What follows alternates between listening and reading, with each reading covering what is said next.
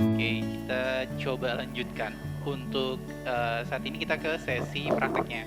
Semua sudah selesai install aplikasi Smart PLS-nya?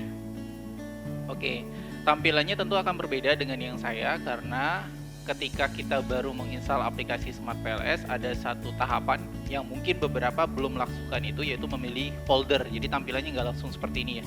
Jadi di bagian sininya ada pilihan tuh untuk memilih workspace-nya.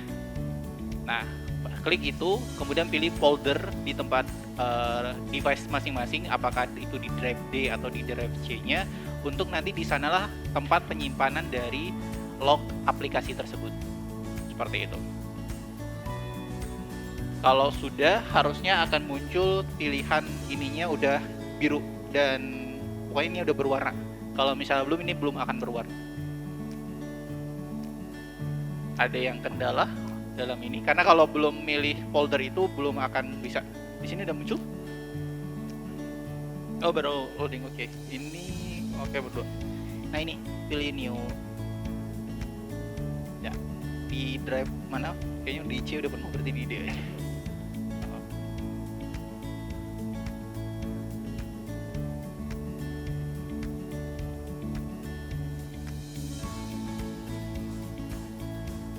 Harus milih buat folder dulu.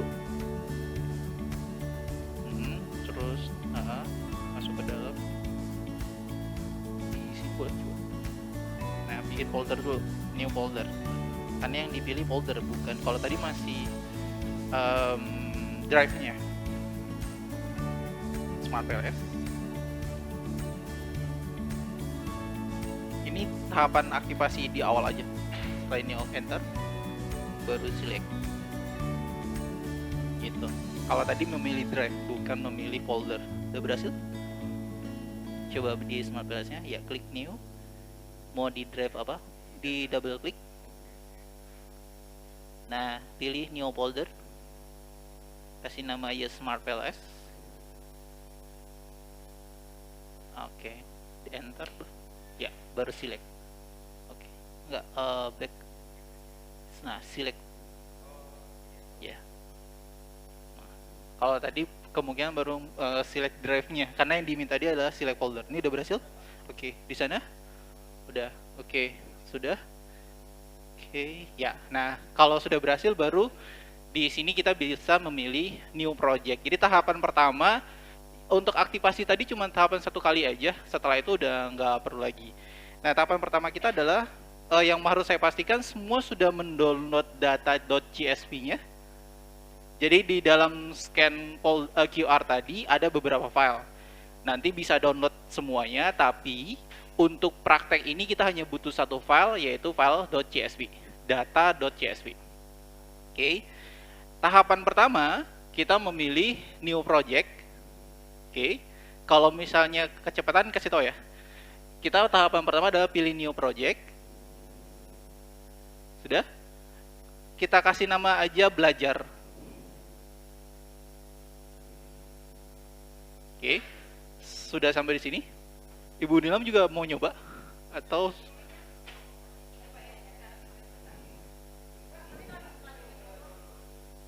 oh, lagi ngedownload dulu. Oh ya udah, oke. Berarti nunggu selesai download dulu. Oke, baik, Bu. Oke, sudah. Kita kasih nama projectnya belajar aja ya. Belajar. Oke. Terus kita create. Oke, setelah belajar pilih create, sudah. Nah, di sini akan ada muncul dua pilihan, yaitu import data dan create model. Tahapan pertama adalah kita import data terlebih dahulu. Oke. Nah, posisinya adalah cari folder di mana tadi teman-teman ngedownload atau nyimpen file CSV-nya. Nah, untuk CSV-nya tadi apakah di download atau di folder lain, silakan dicari. Pokoknya cari file yang tadi download .csv-nya. Udah? Oke, kalau sudah dapat berarti dia akan pilih open, maka akan muncul tampilan seperti ini. Sudah? Sudah semua filenya masuk? Tampilannya udah sama seperti ini? Baik. Nah, di sini akan ada muncul nama-nama dari variabelnya. Oke. Di tahapan ini yang paling penting rekan-rekan perlu ingat adalah pastikan semua yang di kolom scale tulisannya adalah metrik. Pastikan semua yang di kolom scale ini tulisannya metrik. Oke, sudah metrik semua? Oke, kalau nanti ada case di mana data rekan-rekan pas waktu ngupload tulisannya di sini bukan metrik, tetapi dia bisa jadi di kategorikal atau yang lain, itu ubah aja ke metrik. Konteksnya kenapa dia tidak langsung jadi metrik? Biasanya kan kalau misalnya kita lakukan survei, kita menggunakan instrumen kuesioner, kan kita menggunakan skala Likert 1, 2, 3, 4. Bisa jadi ada satu konteks nanti satu indikator itu jawabannya cuma 3, 4, 3, 4. Kan dia jadi binary ya, bukan jadi ordinal lagi, bukan jadi skala Likert lagi 1, 2, 3, 4. Nah, dibaca oleh sistem itu menjadi binary, jadi kategorikal dia di sini. Nah, padahal sebenarnya itu adalah data yang rentangnya 1 sampai 4. Makanya kita bisa define, kita rubah aja itu menjadi metrik. Karena kalau dia di sini kategorikal, dia nggak bisa di analisis selanjutnya untuk berikutnya, seperti itu. Oke, jadi make sure pada tahapan ini adalah semua jenis data dari indikator tersebut ya scale-nya adalah matrix. Kalau sudah, kita pilih import. Oke, akan muncul ini statistika dasarnya aja, mean, median, dan sebagainya. Sudah muncul sampai di tahapan ini? Oke, back. Ini kita bisa back aja.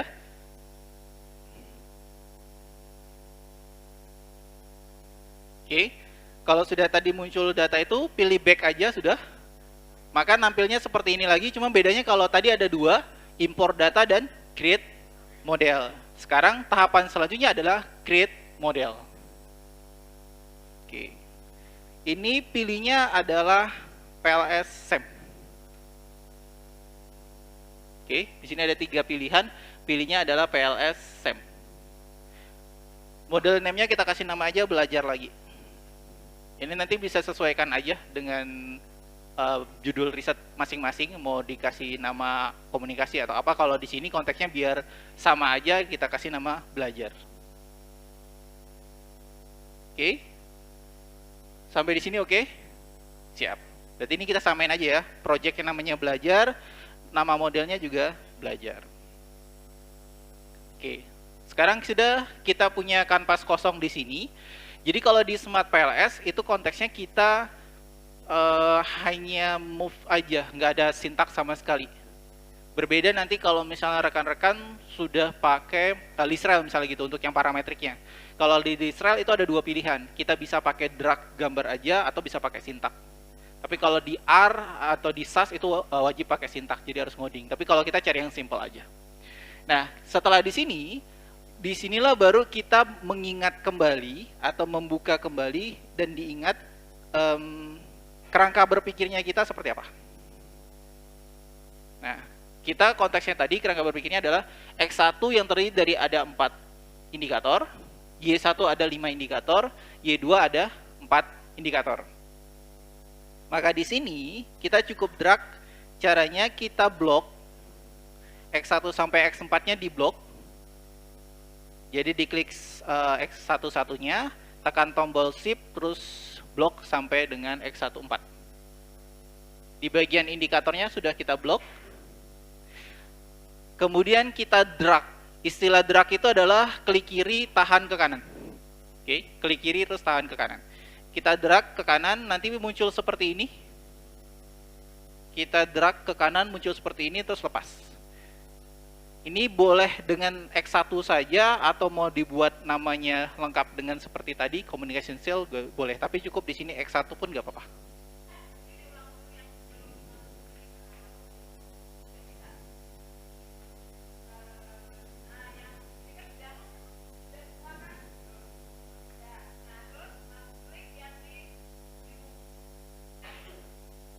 Oke, tadi import data udah berhasil?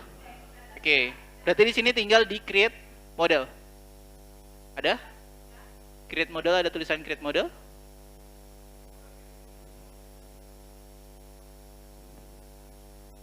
Datanya udah berhasil diimport. Ini sampai di mana? Oh ini, kalau ini tekan back aja. Ya. Oke. Oh ini berarti tekan belajar. Double klik ya. Ini sampai di mana? Oh masih. Oke.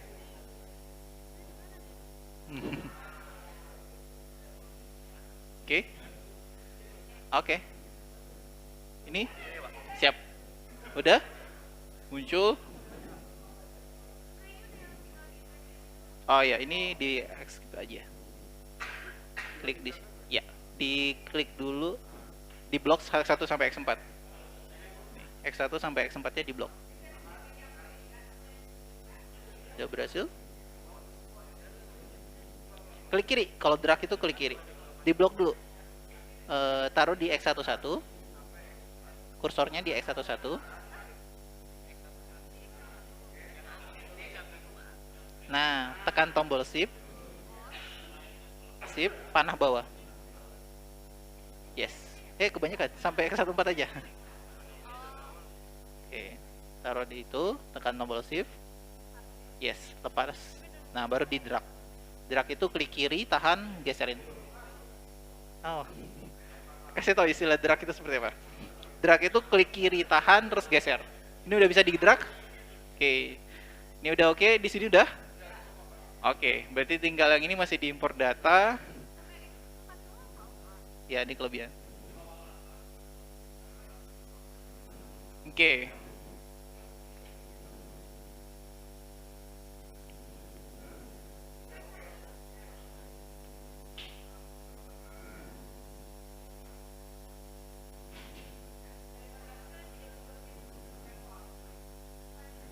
Oke.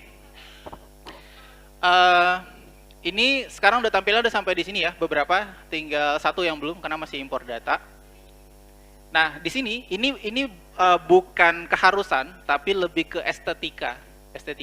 Jadi tetap di statistik itu kita tetap perlu ada kerapian dan sebagainya. Jadi ini lebih ke estetikanya.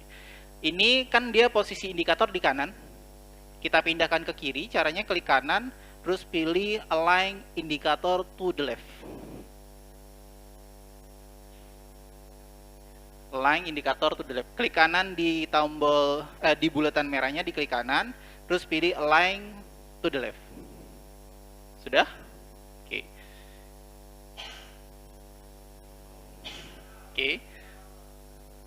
Oke. Nah, karena nanti kita akan butuh space yang agak lebar,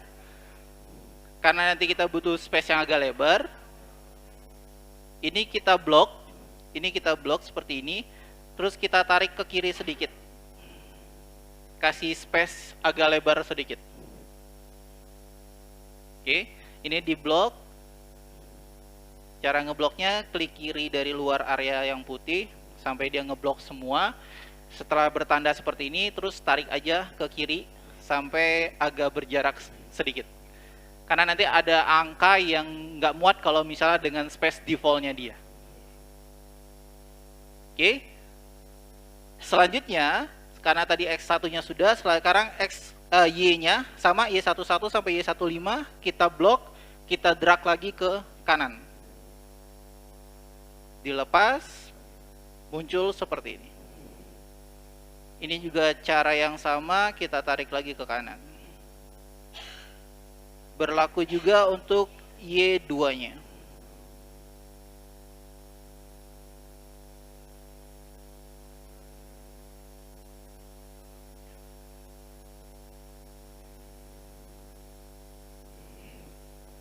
Oke, ini balik lagi nggak keharusan, tapi secara estetika aja supaya kelihatannya rapi dan bagus.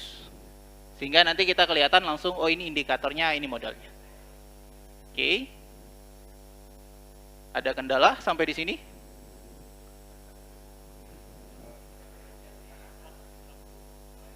Oke, itu sudah lurus belum Y1 dengan Y2? Y1 dengan Y2-nya yang lurusin. Nah, itu ada tanda hijau, itu untuk dia udah lurus. Nah, ini blok supaya geser ke kanan lagi, kasih jarak. Bloknya sekaligus semua aja dari luar ya, terus sampai semuanya, sampai bawah biar sekaligus. Iya. Nah, drag.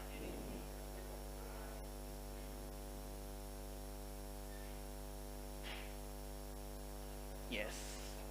Oke, nah ini posisi di tengah-tengah. Ya, cukup. Oke. Di sini kan ada titik-titik nih. Dihilangin aja titiknya. Caranya klik kanan rename. Klik kanan di merahnya. Ya. Yes.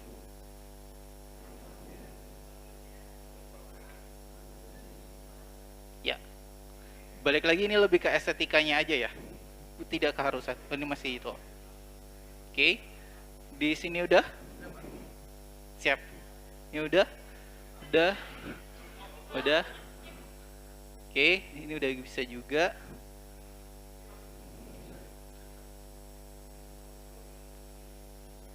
Oke. Baik. Nah, di sini semuanya masih merah. Oke. Kenapa dia masih merah? Karena antar peubah latennya belum terhubung. Untuk menghubungkan peubah laten tersebut, kita ganti yang tadinya di sini standby di select, kita ganti ke connect. Sekarang yang birunya masih di select, kita ganti birunya aktif di connect. Sudah berubah? Oke. Kalau ini sudah birunya di connect, berarti yang aktif adalah connect. Maka kita klik kiri di X1-nya, tahan, arahkan ke Y1. Klik kiri tahan, arahkan ke Y1. Begitupun untuk X1 ke Y2 dan Y1 ke Y2. Panah ini semuanya balik lagi ke teori konsep awal kita ya. Kalau di sininya memang kita ada panah dari X1 ke Y1, X1 ke Y2, dan Y1 ke Y2. Makanya kita panahkan semua. Tapi mungkin beberapa konsep nanti ada yang tidak seperti itu. Misalnya ada X1, X2, X3, ada Y1 dan Y2, kita hanya panah ke Y1 terus baru ke Y2. Nggak ada panah dari X ke Y2 secara langsung. Jadi balik lagi, konsep ini untuk di Smart PLS-nya disesuaikan lagi dengan konsep dasarnya kita seperti apa. Jadi harus sama persis seperti ini. Oke? Pastikan sudah biru semua. Sudah?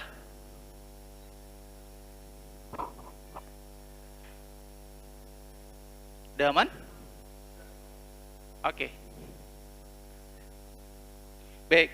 Nah, kalau ini sudah, tahapan selanjutnya adalah kita lakukan kalkulasi. Oke. Di sini yang pertama kita lakukan adalah PLS SEM algorithm. Klik, nggak perlu ada yang dirubah, tinggal langsung di start aja.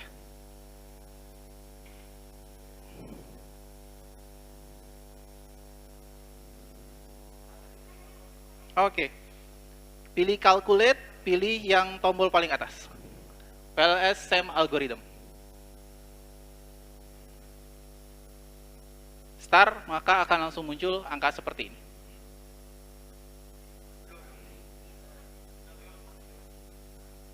Sudah? Oke.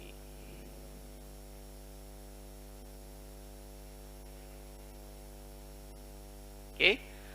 Sudah? Oke.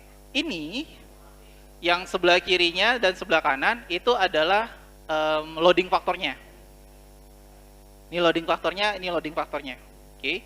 Ini yang tadi saya ingatkan, yang penting, yang urgent, harus loading faktor itu lebih besar dari 0,7. Oke, kalian bisa kecek di bukunya Hare et al. Jadi nilai loading faktor yang ini loading faktor ini, loading faktor ini, dan loading faktor ini, itu harus lebih besar dari 0,7. Oke, kelihatan ada indikator yang di bawah 0,7? Ada. Di mana saja? Y15, kemudian? Oke. Kalau kita urutin dari laten endogennya dulu berarti Y15, Y22. Kalau laten eksogennya ada X12 dan ada lagi. Oh, X12 aja ya. Oke, baik. Nah, ini belum kelihatan T-value-nya ya. Oke. Ini baru menghitung untuk loading faktornya dan nilai dari koefisien regresinya, beta dan gamanya. Nah, selanjutnya kita ingin melihat angka-angka ini signifikan atau enggak. Untuk melihat angka ini signifikan atau enggak, jadi tidak hanya angkanya harus lebih besar daripada 0,7, tapi juga harus memenuhi apakah p-value-nya lebih kecil daripada 0,05 atau lebih besar t-value-nya lebih besar dari 1,96. Untuk melihat t-nya, kita pakai calculate bootstrapping. Tidak ada yang perlu dirubah, langsung start aja. Bootstrapping. Oke. Sudah? Nah, kalau sekarang berganti nih, yang nilai-nilai loading faktor tadi jadi hilang, berganti menjadi nilai p-value. Semuanya tampilannya di sini tulisannya p-value ya. Yes. Semuanya masih tampilannya p-value. Sekarang supaya kalian gak bingung, kita munculin dua-dua angkanya, yaitu loading faktor tadi dan p-value-nya. Caranya bagaimana? Cukup kita klik p-value, tulisan p-value-nya diklik. Ada dua. Ya, nanti dua-duanya kita klik. Boleh yang atas dulu. Pilih yang struktural modelnya, p-value-nya diklik. Sudah? Nah, pilihnya adalah path coefficient dan p-value.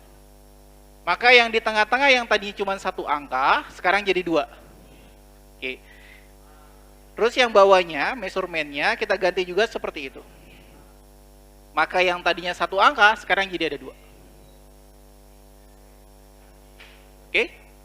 Sekarang jadi baik itu yang strukturalnya yang di dalam sini, ataupun yang di measurement loading faktornya juga ada dua angka. Oke. Oke. Ini pilihan ya, kita bisa mau menyandingkan pakai p-value atau pakai t-value. Kalau kita mau pakai t-value berarti kita ganti yang bawahnya. Maka angkanya menjadi seperti ini. Kalau yang ini berarti t-value. Angkanya yang di dalam kurung harus lebih besar dari 1,96. Tapi kalau kita pilihnya p-value, angkanya harus lebih kecil dari 0,05. Oke. Nah, sekarang kita ambil yang ini aja, biar angkanya kecil. Kalau tadi kan gede-gede tuh. Oke.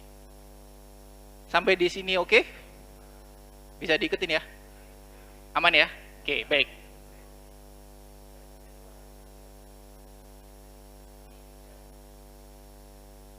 Yang di sini oke juga. Oke, baik. Nah, selanjutnya kan kalau ini kita masih full model. Kita masih lengkap semuanya, baik indikator dan latennya masih lengkap. Langkah selanjutnya adalah respesifikasi model. Maksudnya adalah menyederhanakan model kita agar sesuai antara jumlah sampel kita dengan kompleksitas dari analisis kita. Kan di sini kerangka berpikir kita punya totalnya ada 13 indikator ya. Ada 13 indikator. Nah, 13 indikator itu dengan 79 responden itu akan kelihatan dia signifikansinya balance atau enggak. Terus yang kedua, nanti dari data akan kelihatan mana yang sebenarnya secara validitas konstruk indikator ini secara teori indikator-indikator ini benar bahwa X11 sampai X14 itu adalah reflektor dari X1. Tapi by data bisa jadi dia belum signifikan menjadi cerminan. Makanya di sini kelihatan bahwa untuk X12 masih kecil daripada 0,7. Meskipun p-value-nya di bawah 0,05. Tapi ini nggak bisa kita pakai. Karena dia harus memenuhi dua-duanya. Harus lebih besar dari 0,7 dan harus lebih kecil dari 0,05. Oke. Ini tidak wajib dan harus urutan kita melakukan respesifikasinya itu mulai dari X atau dari Y, tapi biasanya kalau saya akan mulai mencari mana loading faktor yang paling kecil. Pertama yang akan saya lihat itu yang perlu saya take out terlebih dahulu. Oke. Atau pilihan keduanya, saya akan memulai dari Y terlebih dahulu. Kenapa? Karena itu yang menjadi goals penelitian kita. Variabel endogen itu yang menjadi sasaran dari penelitian kita. Maka saya akan memulai melakukan respesifikasi itu mulai dari Y-nya. Ini tidak baku, tapi yang biasa saya lakukan seperti itu. Maka kalau di sini saya akan mulai dari Y2. Karena yang dia menjadi ending akhirnya. Maka saya akan lihat di Y2 mana yang loading faktornya kecil dari 0,7. Y22. Oke, maka kita take out Y22. Caranya cukup diklik Y22 kemudian tekan tombol delete. Mau nggak diklik? Mau diklik Y22-nya?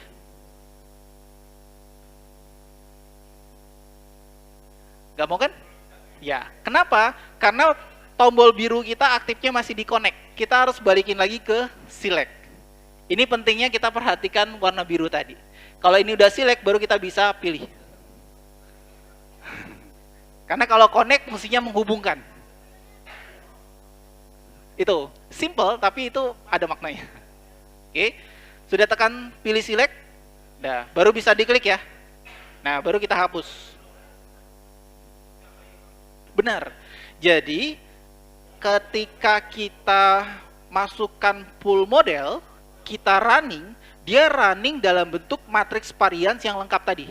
Ketika ada satu indikator yang di take out, maka dia punya matriks baru lagi. Dia akan running lagi. Nah, konsep di sini sama dengan ilmu sosial yang dimana dia bekerja secara simultan. Ketika kalian men-take out satu indikator yang di dalam konteks di sini, itu akan berpengaruh juga sebenarnya dengan yang lain. Makanya, ketika kita take out di sini, angka yang tadi itu akan berubah. Jadi nggak sama persis ketika misalnya tadi kita perhatikan. Nanti rekan-rekan yang versi ini, saya yang versi lengkap masih. Kita bandingkan angkanya apakah sama atau berbeda ketika Y22-nya itu hilang.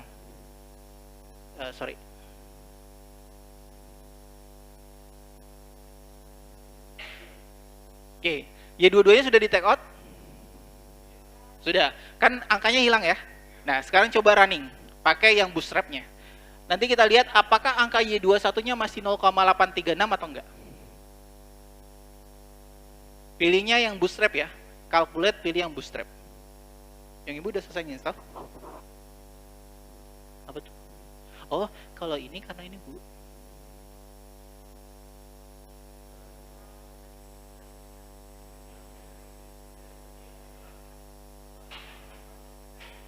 Ibu nyimpannya di mana?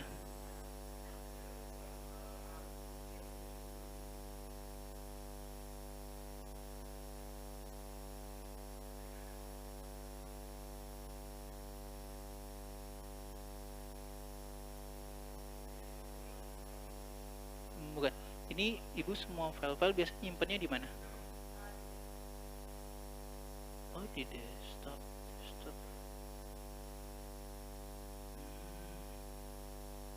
Di sini ya. Bentar. Boleh diketik Smart PLS, Bu?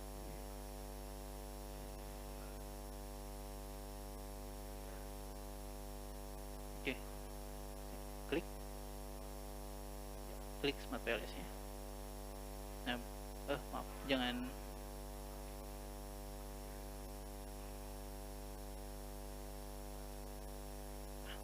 Baru bisa. Tadi itu belum ini aja.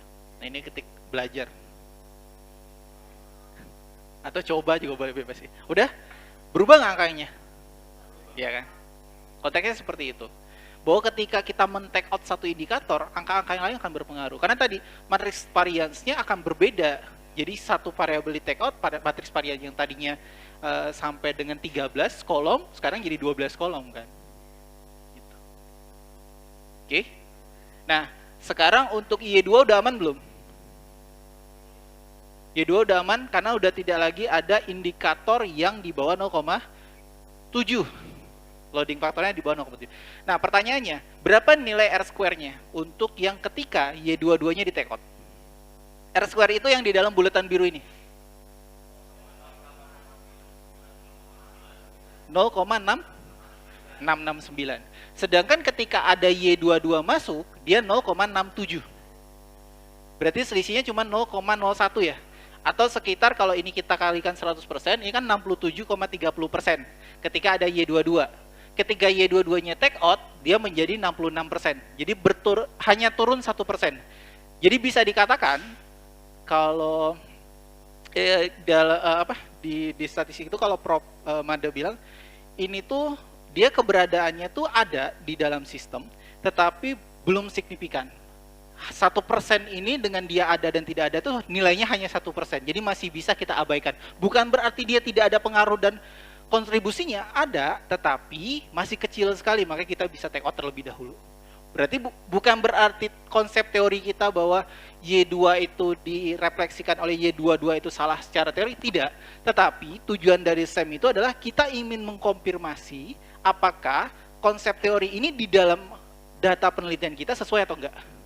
Jadi di sini lebih ke data yang mengatakan di konteks penelitian ini, di data ini dia belum signifikan. Jadi bukan teorinya yang salah ya, tapi lebih ke datanya menyatakan seperti itu. Oke? Oke, sekarang Y2 sudah aman. Sekarang selanjutnya kalau balik lagi ya, ini bukan suatu keharusan, kalau saya lebih memilih Y-nya dulu diamankan. Y2 udah aman, berarti sekarang Y1. Y1 yang mana yang mau di take out? Ya, Y1.5. Berarti Y1.5 yang di take out, running lagi. Nanti kita bandingin lagi, angkanya berubah seperti apa. Datanya udah di-download.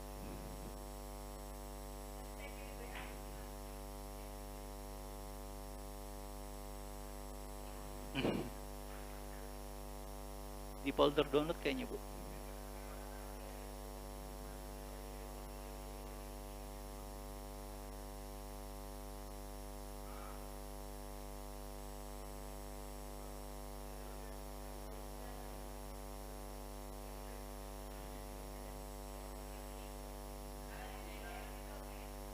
Yang data doang.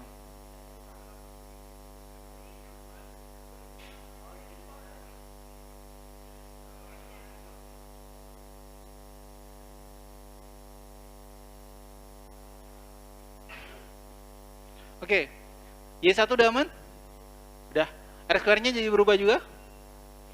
R square-nya jadi naik atau turun? Oke, nah lihat. Walaupun yang kita otak-atik adalah Y1, berefek juga pada Y2. Nah itu kan konsep sosial, bahwa itu bekerja secara simultan, dia tidak yang ini dulu atau yang lain sebagainya. Walaupun pekerjaan kita satu-satu ya, tapi dia seperti itu. Makanya analisis SEM ini paling mendekati untuk bisa mendeskripsikan gejala-gejala dalam penelitian sosial. Menurut saya sejauh ini ya, sejauh ini seperti itu. Yang sependek yang saya pahami. Oke, ini sudah. Y1 udah? Oke, sekarang berarti yang X1. Silakan coba X1-nya lagi yang dilakukan respesifikasi model untuk bisa mendapatkan model yang fit.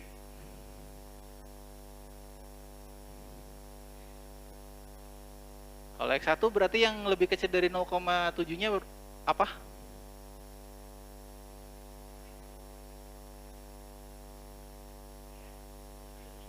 Yang lebih kecil dari 0,7? Oke, coba. Boleh.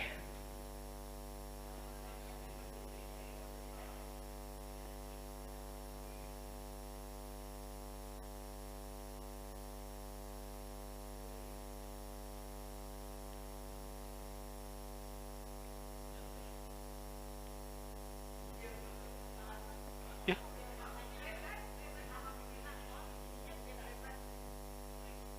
Oh iya, belajar juga boleh. Kalau disamain dengan belajar juga nggak apa-apa. Nggak apa-apa.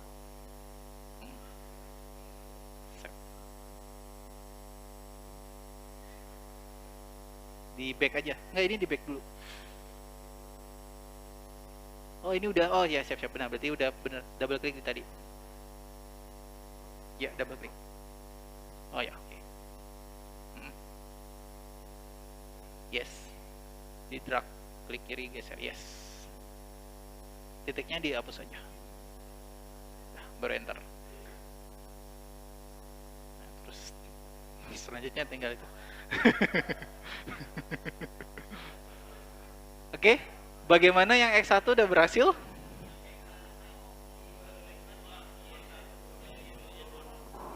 Oh, berarti masih belum. Lanjutkan lagi.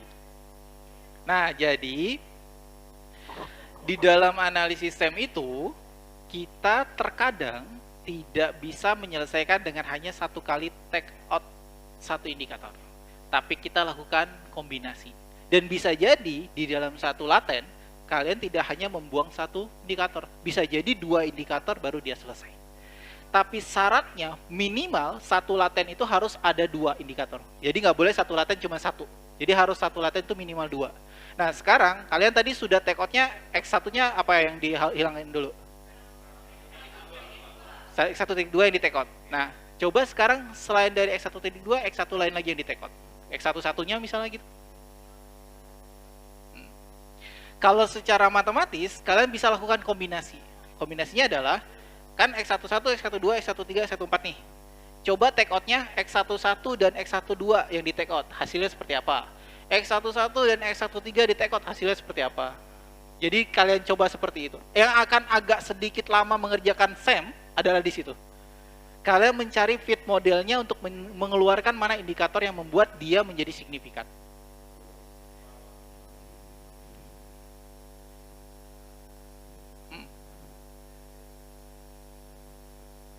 Boleh kalau mau coba seperti itu. Kalau saya, karena tadi berasumsi Y1 dan Y2-nya sudah oke, udah fit, maka yang saya hanya otak-atik yang X1-nya aja. Y udah enggak. Karena berarti ini yang bermasalah di X1-nya nih. Tapi kalau misalnya kalian mau nyoba, oh ternyata X1 saya take out, yang tadinya memang cuma X22 ya yang ini, ternyata mempengaruhi sini. Sekarang saya mau otak-atik lagi yang Y-nya, silakan aja. Nanti Y-nya lagi yang kalian akan perbaiki lagi, terus habis itu gitu. Nah itu kombinasinya seperti itu. Tapi kalau saya, yang biasa saya lakukan, belum tentu itu menjadi bisa rule-nya ya, cuman yang biasa saya lakukan dan lebih cepat, adalah ketika Y-nya sudah saya benerin, X-nya yang saya tinggal otak-atik. Dan tadi caranya, bisa jadi, kalau di sini kan yang paling besar itu adalah X14. Sedangkan yang lainnya kecil. Atau yang paling kecilnya adalah X22. Maka asumsi kita X22 yang di take out. Kalau itu belum menyelesaikan, berarti kita coba yang paling besarnya kita keluarkan. X14-nya yang kita keluarkan, berarti sisa 3. Tapi kalau ternyata satu-satu nih, kita coba pertama tuh satu-satu dulu. X11 keluarin, memperbaiki nggak? Belum.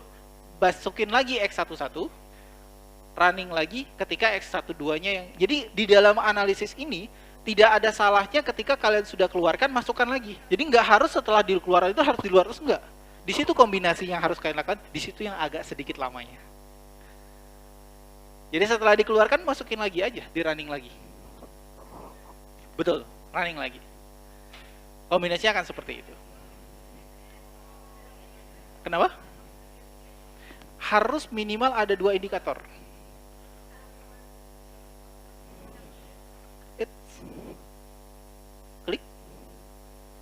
Klik kiri di X11. Enggak, di sini ya.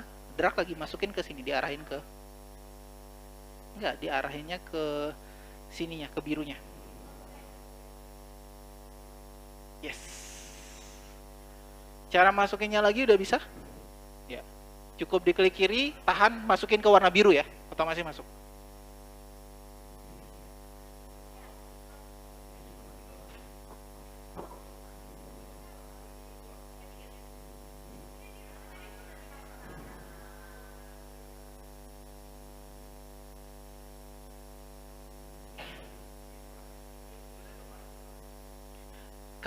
Kalau secara matematisnya lebih enak ngurutinnya gitu ya. 1, 2, 3, 4, coba X1 dengan X2. Kalau 2 ya, kalau tadi sudah 1, 1, 1 nggak berhasil, coba 2. 2-nya 1 dengan 2, 1, 3, 1, 4. Nggak bisa 2, 3, 2, 4. Nggak bisa 3, 4 gitu. Jadi urutnya gitu.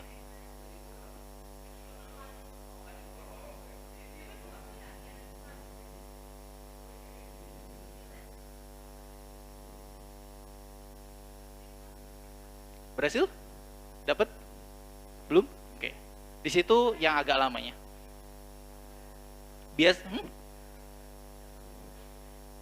Kalau apa? Nomor apa tuh?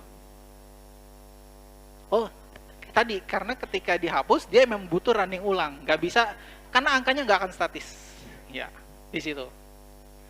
Makanya kalau misalnya saya dapat bukan project, ketika saya ada diminta analisis data SEM, saya akan minta waktu sekitar 3 sampai 7 hari karena tadi lama untuk benar.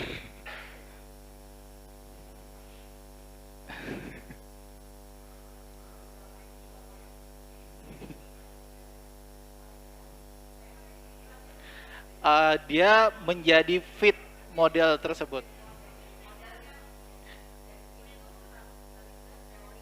Betul. Jadi nanti makanya model konsep awal teori kita kan di sini masih lengkap, Bu. Ketika kita take out itu bisa jadi ada yang kalau yang memang peneliti yang tahunya ya, kalau memang peneliti yang tahu, kan dia lebih tahu konsep teorinya bahwa harusnya ini nih yang lebih signifikan. Maka ini yang kita harus pertahankan, yang lain kita take out. Tapi kalau kami yang sebagai statistik yang di luar dari itu, kami lebih keupayakan, oh ini mencari yang paling fit aja dengan memperhatikan lagi R square-nya. Kadang ketika kita keluarkan itu ada yang R square-nya naik, ada yang turun. Jadi mempertimbangkan itu juga. Nah, habis itu baru kita akan diskusi lagi ke si peneliti atau yang punya data, oh ini lebih cocok nggak atau sesuai nggak gitu.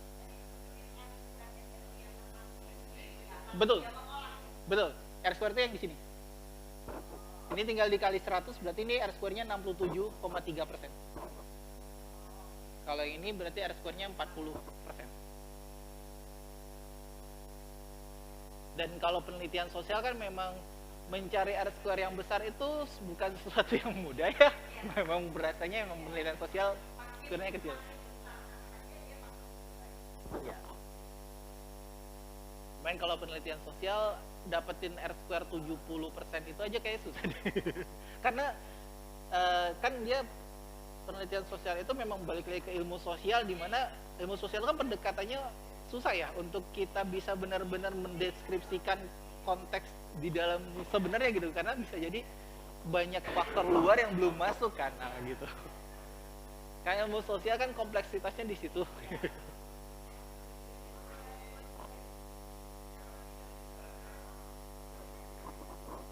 Berhasil?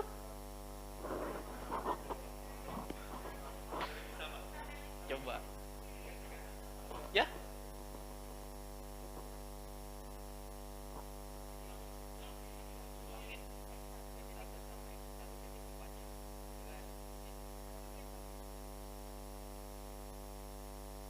Oke. Masih mau mencoba lagi?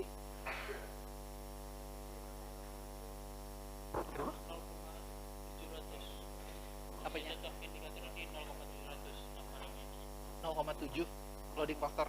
Iya, minimal 0,7. Oh, kalau R square itu nilainya antara 0 sampai 100. Nilai dari R square dalam penelitian sosial itu sulit sekali kalian bisa ngedapetin angka gede. Jadi R square itu emang impact dari datanya aja. Jadi penelitian sosial itu sesulit itu ngedapetin R square gitu ya.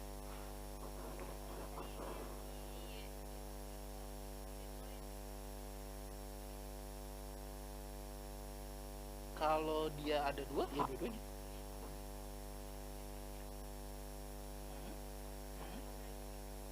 Oke. Tapi ini belum signifikan. Kalau ini nggak signifikan, berarti harus di delete. Garis panah ya? Iya.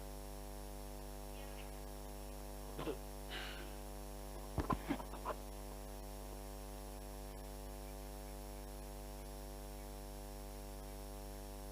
Dicoba satu-satu. Kalau langsung dihapus, pokoknya dia harus minimal satu laten ada 2 indikator. Signifikan itu ini, PPL-nya harus lebih kecil daripada 0,05. Ini kan lebih besar dari 0,05. Yang ini 0,09 lebih kecil, lebih besar dari 0,05. Oh iya, berarti itu nggak signifikan, berarti harus dihapus. Ya, udah berhasil.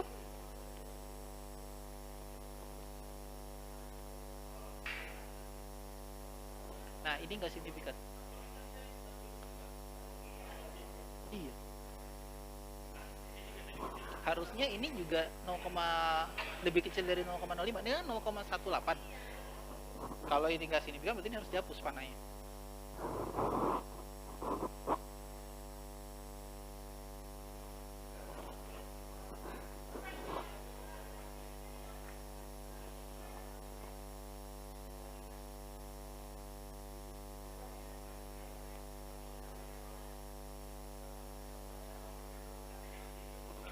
Masih mau nyoba kotak-atik atau mau lihat hasil saya?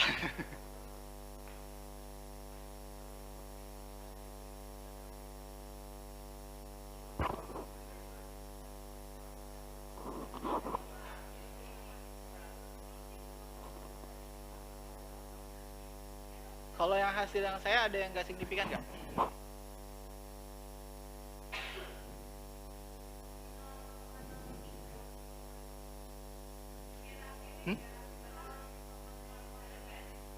Coba deh pakai kalkulator. 0,003 itu lebih kecil atau lebih besar dari 0,05? 0,05 dengan 0,003, mana yang lebih besar? Berarti memenuhi nggak? Bahwa itu lebih kecil dari 0,05. Berarti bener dong. Ada nggak yang nggak signifikan?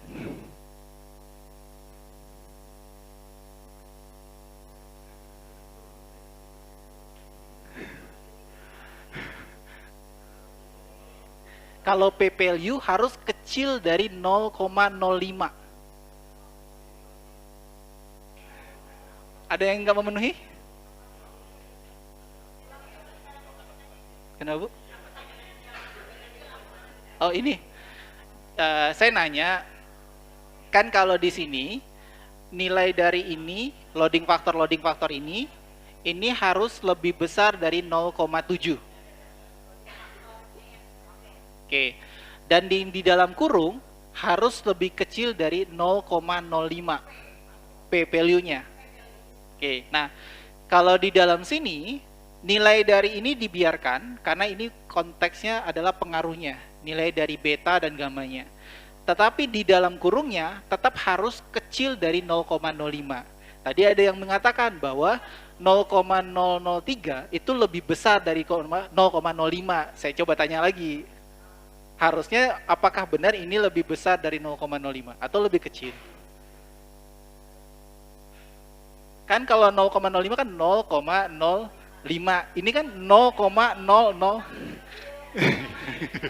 Ya itu makanya saya nanya. Hasil akhir saya apakah ada yang belum signifikan atau enggak? Udah. Oke, berarti tadi kenapa saya memilih untuk ketika Y-nya sudah oke, sudah dapat ini, saya lebih kotak-atik di X-nya. Karena asumsi saya ini udah aman nih, yang bermasalah berarti di X-nya. Karena tadi di X-nya kita coba keluarkan satu-satu belum dapat, berarti adalah kita lakukan kombinasi dua yang kita ambil. Nah mungkin tadi teman-teman begitu X-nya sudah dikombinasin, Y-nya berubah angkanya langsung ini ya panik gitu. Karena kok ini jadi sudah signifikan jadi nggak signifikan kan? Padahal ternyata kalau kita lakukan kombinasinya sampai dapat, kan ini kan kombinasinya lebih ke urutan keempat ya kan?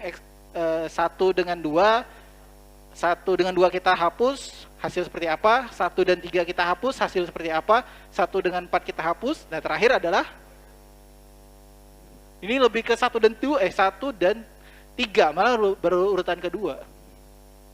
Kan 1 dengan 1, 1 dengan 3. Nah, begitu 1 dan 3 ternyata kalau saya udah langsung dapet. Nah, tadi mungkin ada yang kelewat nih, makanya saya bilang secara matematis kombinasi itu akan lebih gampang kita ngurutin gitu. 1 dengan 2 dulu hasilnya seperti apa, 1 dengan 3 hasilnya seperti apa, 1 dengan 4 seperti apa gitu. Jadi ketika kita ketemu dengan konteks dia analisisnya seperti ini, di beberapa data saya menemukan bahwa ternyata ketika saya keluarkan yang paling besar justru memperbaiki. Kenapa? Karena ternyata di dalam konteks data yang paling dominan itu justru dia yang paling jelek sebenarnya. Jadi misalnya nih di dalam ruangan ini ada yang paling vokal misalnya gitu. Kalau itu kita take outin jadi diem nggak kelas? Nah semacam seperti itu konteksnya. Jadi kalau misalnya ini paling besar, tapi tidak selalu ya. beberapa data saya pernah nemukan seperti itu, bahwa ternyata yang paling besar justru bisa bikin yang ini jadi muncul karena dia lebih dominan. Beberapa konteks, makanya tadi urutannya saya bilang pertama take out satu-satu dulu. X11 keluarin, running. X12 keluarin, running. Seperti itu. Sampai X14 keluarin, running. Baru habis itu, oh masih belum menyelesaikan juga, baru 2. Baru kombinasi seperti ini. Kalau ini dianya 5, baru bisa kombinasinya banyak, bisa jadi 3 yang kita take out. Karena ini latihan dan belajar, saya ngambil contoh yang dikit-dikit, dan ada yang sengaja saya bikin untuk kalian nggak langsung selesai nih. Kenapa saya mulainya dari Y dulu, lebih ke tadi. Tujuannya supaya kalian gampang dulu. Y, oh keluar 1 dapat. Ya kan? Y2 selesai dapat. Begitu di X kalian coba, oh ternyata enggak. Nah, di situ tantangannya. Oke. Berarti di sini tadi urutannya seperti itu, dan nggak selalu yang paling kecil itu yang bisa menyelesaikan. Biasanya banyaknya yang paling kecil. Yang di bawah 0,7 yang dikeluarkan. Tapi bisa jadi juga yang lebih besar yang dikeluarkan. Oke?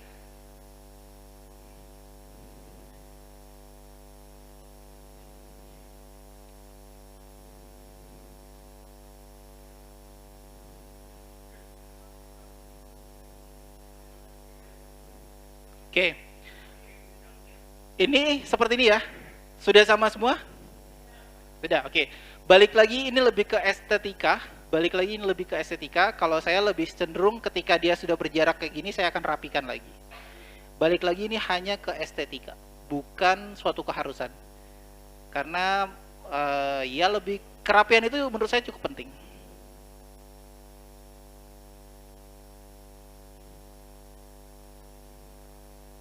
Oke, kan lebih enak ya ngelihat ya, ketimbang tadi ada yang bolong atau apa. Balik lagi ini nggak harus, tapi lebih ke estetika aja. Oke. Nah, sampai di sini ada yang mau disampaikan, didiskusikan, ditanyakan, atau sudah cukup pusing? Kalau kata dosen sih, kalau yang pusing berarti beneran mikir ya. Kalau nggak ada pusing berarti ya udah. Betul.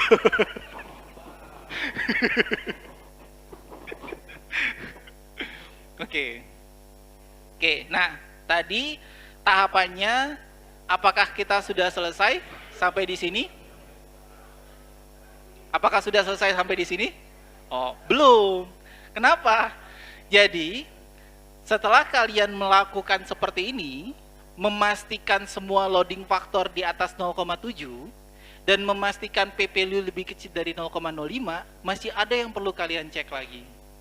Apa itu? Nah, setelah ini kita masih ada satu pengecekan lagi, yaitu kita cek APE dengan CR-nya. Kan ini baru syarat awal kita dapat modelnya fit. Tapi apakah secara modeling keseluruhan ini sudah fit atau belum? Kita harus masuk ke goodness of fit-nya, yaitu APE dan CR-nya. Nah, di mana tuh? Itu yang harus kita munculkan. Itu yang harus kita cek. Oke. Nah, untuk melihat itu, ini kita kalkulasinya pilih SAM algorithm. Oke, pilihnya adalah SAM algorithm. Kita running. Sudah jadi 1 angka. Sudah jadi yang tadinya 2 angka, sekarang udah jadi 1 angka. Sudah, oke. Nah, selanjutnya kita pilih open pull report di sudut kiri. Di sudut kiri bawah tadi kita pilihnya adalah open pull report. Sudah? Oke, open pull report, maka yang tadi indikator-indikator berubah menjadi seperti ini, betul? Ini udah bukan XX lagi nih sebelah kiri. Ya kan? Oke. Nah, ini untuk ngebantu aja, final check kita pastikan bahwa semua loading faktor kita sudah di atas 0,7. Yang diklik adalah outer loading.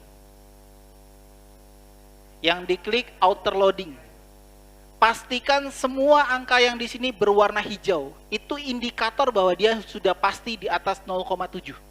Ini karena konteksnya indikator kalian sedikit, karena kita belajar, jadi kita ngelihat di gambar tadi udah kelihatan. Tapi ketika kalian konteksnya cukup banyak, kadang suka keselip-selip. Nah, kalau dia yang di bawah 0,7 pasti merah.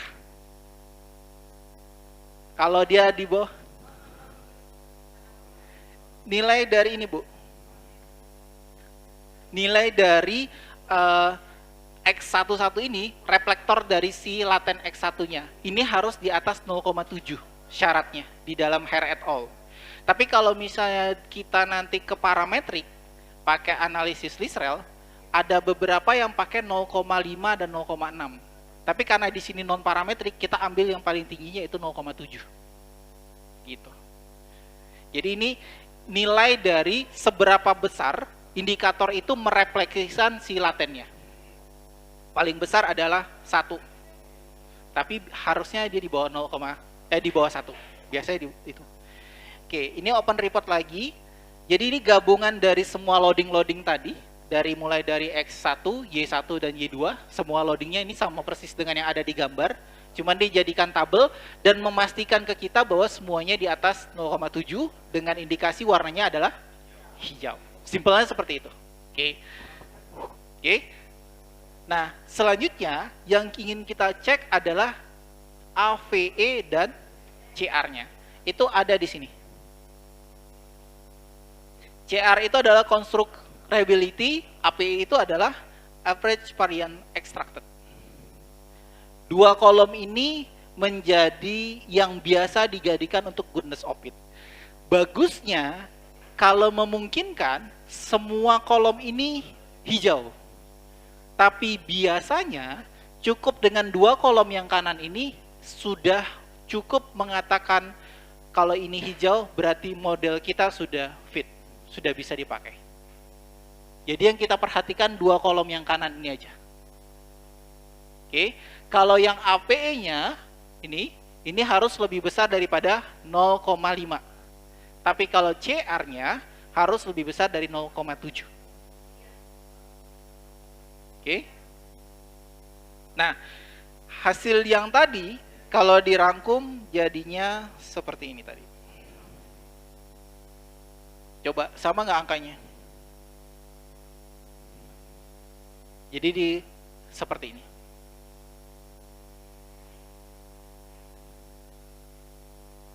Yang diperhatikan kolom CR row ya, yang sebelah kanan dengan AVE-nya yang sebelah kanan.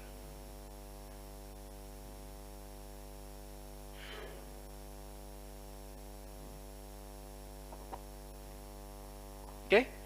Nah, jadi konteks awal tadi kita adalah dasarnya sekali analisis regresi dengan model Y sama dengan beta 0 tambah beta 1 beta 1X ditambah epsilon. Tetapi karena Y dan X-nya adalah variabel laten yang tidak bisa diukur secara langsung, maka perlu indikator. Indikator tadi diukur menggunakan CFA. Jadi di sini analisis yang di sini menggunakan CFA, yang di sini menggunakan PET, hasil akhirnya adalah model regresi seperti ini. Cara penulisan model regresinya adalah Y1 itu berarti 0,615X1. Berarti yang kita ambil adalah angka yang ada di sini. Ini 0,615 ini dijadikan ke X1. Jadi penulisan model regresinya seperti itu. Bahwa Y1 itu adalah 0,615X1. Dengan R-square-nya yang ada di dalam situ. Jadi R-square-nya 37,80, berarti 0,378 dikali 100. Makanya di sini jadi 37,80%. Oke. Model regresi Y2 itu adalah 0,675Y1, angkanya ada di situ, ditambah 0,234X1 yang ada di situ. Dengan R-square-nya adalah 70,50%. Ingat ketika model lengkap tadi ada berapa R-square-nya? 0,67, hanya 67%. Ternyata ketika fit, model akhirnya malah lebih bagus. R-square-nya jadi 70%. Oke. Nah, cara penulisan R-square model regresinya adalah seperti itu. Oke. Selanjutnya adalah bagaimana menginterpretasikannya. Nah, untuk menginterpretasikannya, yang kita pilih adalah pertama, kalau misalnya ini, kita interpretasikan mana yang nilai regresinya, koefisien regresinya yang paling besar. Berarti di antara Y1 dan X1, yang paling besar mempengaruhi Y2 adalah Y1. Kalau di Y1, ya karena dia cuma satu variabel, berarti cuma ada X1 saja. Nah, tetapi untuk membreakdown-nya, karena tadi dia adalah variabel laten, maka kita perlu melihat lagi ke indikatornya. Maka kita lihat nilai loading factor dari indikator tersebut yang paling besar. Kita coba interpretasikan Y1. Berarti kalau Y1, untuk loading factor paling besar dari X1 adalah X14. Yaitu 0,847. Oke.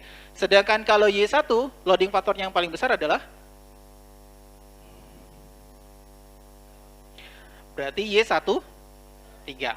Maka kita bisa menginterpretasikannya untuk konteks di sini.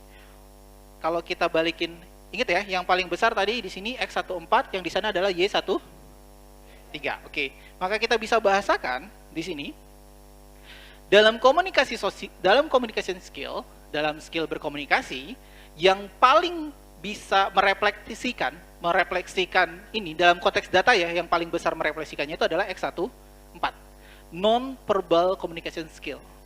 Apa itu? Ya ini, cara kita men-branding diri kita, ekspresi diri kita, bagaimana cara kita berpakaian, bagaimana kita senyum dan bersikap. Itu non-verbal komunikasi. Jadi kan ketika kita seperti ini, saya diem aja itu adalah bagian dari komunikasi kan. Nah, ternyata dalam kemampuan berkomunikasi, ini yang paling besar. Kalau ini kita terus perbaiki, apa yang meningkat dalam soft skill kita? Yaitu Y1 3. Positive attitude. Relevan? Seperti itu. Itu cara ngebacanya, jadi kita ambil yang paling besar dulu dengan yang paling besar. Bukan berarti yang tadi tidak, yang kecilnya tidak kita interpretasikan juga. Tapi yang biasanya, kita lihat dulu yang paling besarnya dulu. Karena itu yang paling utamanya, output dari model kita. Begitu juga untuk yang Y2-nya seperti itu juga, yang Y3-nya seperti itu. Nah kalau Y2, tadi kan antara X1 dengan Y1, yang paling besar pengaruhnya adalah Y1. Nah, berarti kita lihat di Y2 dan Y1 tadi. Ternyata kalau positif attitude-nya kita tingkatkan, berpengaruh ke Y2-nya apa yang paling besar? Tergantung di situ di datanya berapa.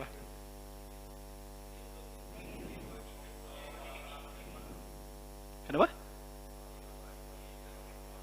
Y2.3 yaitu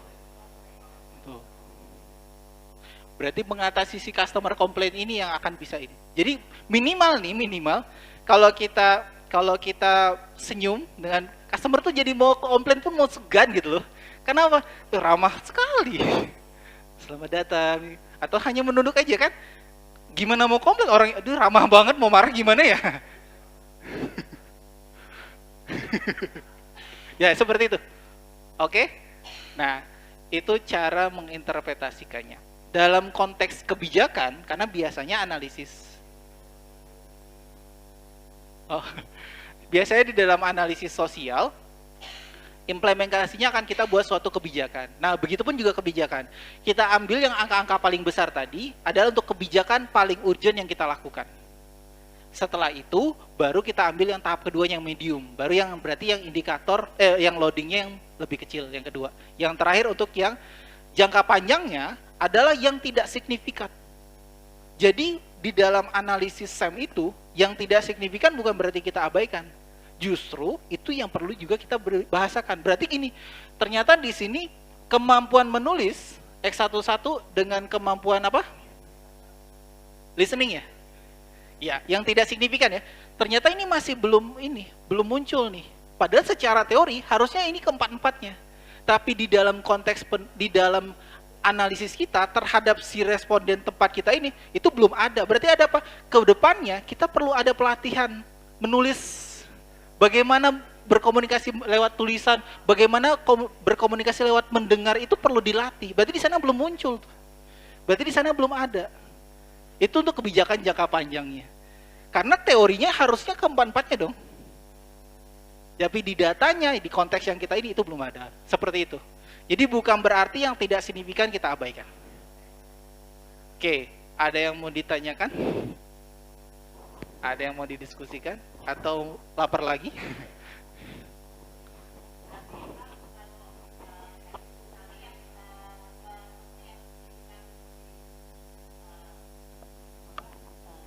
nonverbal kan, yang tadi untuk kemampuan menulis dan kemampuan mendengar.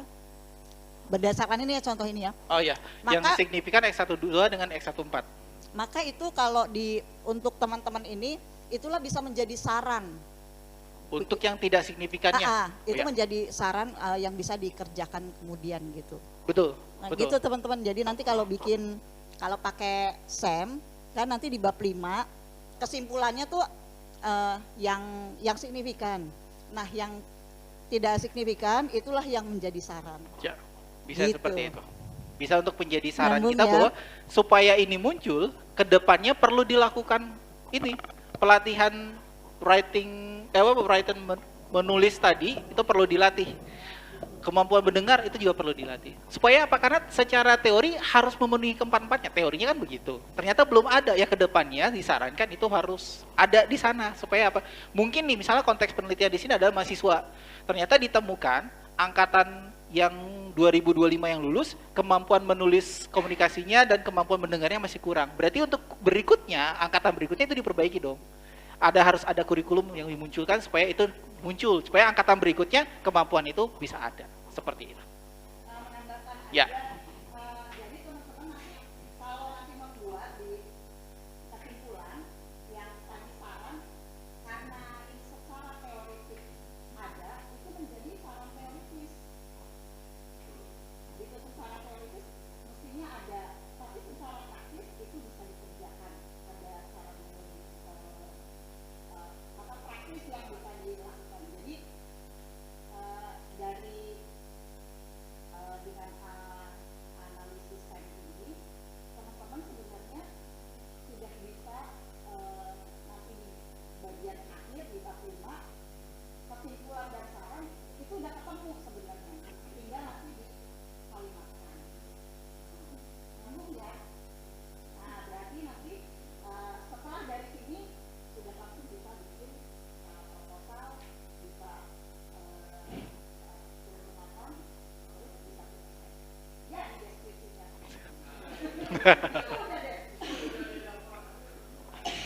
Gitu ya, ya kan? Tadi di depan waktu Dunia bilang ini nggak suka, ini bisa dipahami, jadi ini memudahkan. Gitu kira-kira ya. Siap, sama-sama Ibu. Oke, cukup? Oke.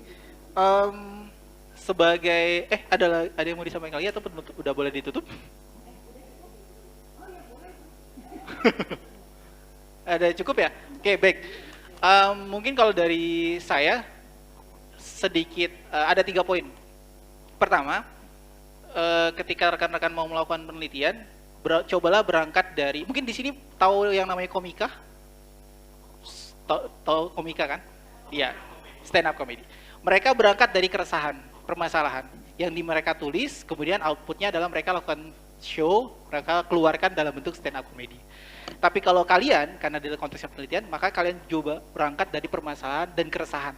Dari situ bentuknya apa? Bukan bikin tulisan berupa stand up comedy, tapi berupa tulisannya adalah berupa karya ilmiah ini. Skripsi di sini. Itu yang kalian interpretasikan. Oke, itu yang nanti dari permasalahan tersebut kalian sudah harus punya kira-kira kenapa masalah ini ya. Kayaknya kesimpulannya harusnya seperti ini. Itu yang nanti akan menjadi suatu judul. Untuk konteks nanti analisisnya pakai apa, itu bisa ngikut sebenarnya. Yang penting sudah tahu permasalahannya apa, nanti kira-kira kesimpulannya seperti apa. Karena ketika kita punya kesimpulan atau hipotesa, di dalam statistik itu adalah jawaban sementaranya kita. Mengenai nanti untuk statistik, bisa dikatakan itu perannya hanya 20% di dalam penelitian kalian. Karena statistik itu hanya untuk mengkonfirmasi kesimpulan yang sudah kalian buat. Bahwa kesimpulan itu sudah benar, tapi lebih butuh angkanya nih, statistiknya nih, matematisnya untuk membuktikan itu. Jadi perannya statistik, belajarnya di sini kan kalian lebih banyak teori dan sebagainya kan, karena untuk memahami itu. Tapi statistiknya dikit kan, karena untuk tadi hanya perannya di sana, hanya sedikit sekali untuk menguji, seperti itu. Oke. Terus yang kedua adalah dengan kalian bisa sendiri, tadi konteksnya, kalau saya sebagai statistikawan, sebagai analis, kami hanya menganalisa berdasarkan angka. Konsep teorinya kami belum bisa menguasai secara penuh. Tapi kalau kalian, dengan kalian paham teorinya, kalian bisa analisis sendiri, kalian bisa tahu langsung, oh ya ini kenapa seperti ini sebagainya, karena memang bisa mengetahui kan konteks dari teorinya tersebut. Jadi akan lebih ini. Dan yang poin ketiga adalah buat saya sendiri ketika ada analisis seperti ini, itu bisa dapat sekitar 2-3 juta. Jadi kalau kalian bisa analisis sendiri, kalian hemat sebesar itu. Lumayan untuk ukuran mahasiswa daripada bayar orang lain. Tuh. Ya, benar seperti itu. Oke. Nah, mungkin itu dari saya, mudah-mudahan ini ada manfaatnya. Mohon maaf atas segala kurangnya. Assalamualaikum warahmatullahi wabarakatuh. Kita masih membuka klinik gitu ya. Jadi nanti kalau ada hal-hal, Ibu akan siapkan G-form gitu ya di grup. Nanti ada hal-hal yang memang ditanyakan karena itu hak mahasiswa juga di dalam proses untuk penyiapan skripsi ya, terutama proposal. Tetapi balik lagi, mohon sebelum kalian membuat satu pernyataan gitu ya, atau pertanyaan, maksudnya untuk coaching klinik sudah disiapkan dulu. Apa sih? Jadi sudah baca-baca referensi, minimal baca gitu, cari tahu. Misalnya kayak tadi ya, saya mau meneliti tentang Instagram gitu ya. Kenapa sih kok orang sering banget pakai update di Instagram gitu? Ada pengaruhnya nggak sih sama jati diri orang kan gitu? Nah, baca dulu gitu ya. Jadi nanti akan menjadi proses diskusi bagi kami juga gitu ya. Kan kita juga bukan mesin AI yang bisa menjawab pencet langsung keluar kan gitu ya. Oke. Nah, di dalam prosesnya yang hari ini silahkan diresapi mana hal-hal yang ditanyakan, nanti silahkan mengisi link nanti yang Ibu siapkan ya. Kemudian di akhir juga izin ya Pak Juni ya, nanti ini kan di Smart Classroom, jadi ada rekaman. Nah, rekamannya nanti masuk ke TV-nya Mustopo gitu ya, nanti mohon dibantu di like ya, jangan cuma dilihat ya, biar penuh ya Pak Juni ya di medsosnya Vkom dan terutama di Mustopo. Oke, ada dulu yang mau ditanyakan lagi? Nggak ada.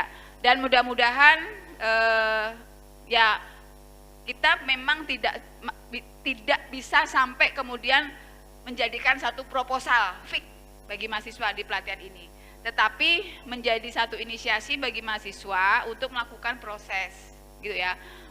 Nah, yang akhir memang di analisa data. Sebelum masuk ke analisa data, salah satunya saya yang SPSS kan sudah pernah uji coba ya, sudah kebayang tuh bedanya seperti apa, mana yang lebih fleksibel gitu kan. Nah, nanti tetap diawali yang di depan, secara teori teman-teman mahasiswa harus dikuatkan dulu gitu ya. Makanya analisis ini nggak harus orang statistik gitu loh. Pak Yus bukan statistik, saya juga bukan statistik, Bu Dila bukan gitu ya. Tetapi kita bisa belajar di sana gitu ya. Tetap nanti yang gurunya tetap orang statistik kan gitu. Tapi kita minimal sudah bisa melakukan analisis sendiri. Oke, baik. Dengan mengucap alhamdulillah untuk kegiatan pelatihan SEM kita akhiri gitu ya, dan ucapan terima kasih dari Pak Rialdo selaku dekan atas partisipasi mahasiswa gini ya, meskipun yang daftar kemarin 36 dimasukkan WA grup 24 ya, kemudian yang hadir 13, terima kasih atas komitmen mahasiswa ya. Kenapa Ibu share nama-nama yang mengisi link itu bagian dari komitmen ya. Mahasiswa mulailah, apalagi nanti kalau proses bimbingan ya, nanti Ibu akan juga reminder di admin supaya setiap bulan itu kita reminder untuk melakukan proses bimbingan. Karena mahasiswa akan terlena biasanya, nggak ditagih sama dosen gitu kan, nggak ditagih sama dosen, sengaja menghilang akhirnya lewat 6 bulan, lewat lagi 6 bulan kan gitu ya, sangat disayangkan. Dan kalian juga bisa satu tim ya, jangan, bukan berarti ditinggalkan, tidak, maksudnya saling mengingatkan teman-temannya, saling bisa support, terutama yang tadi mungkin ada yang keskip proses pelatihannya, materinya, mungkin bisa saling diingatkan ke teman-temannya. Begitu? Oke, terima kasih. Wabillahi hidayah. Wassalamualaikum warahmatullahi wabarakatuh dan selamat sore semua. Oke. Tinggal sisa